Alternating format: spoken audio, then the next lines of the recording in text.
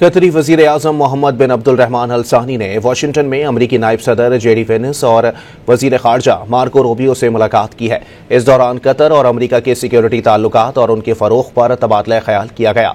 मुलाकात में दोहा पर हालिया इसराइली हमलों समेत खित्ते की ताज़ा सूरत हाल पर भी गुफ्तगू की गई। कतर के वजीर आजम आज अमरीकी सदर डोनाल्ड ट्रंप से भी मुलाकात करेंगे।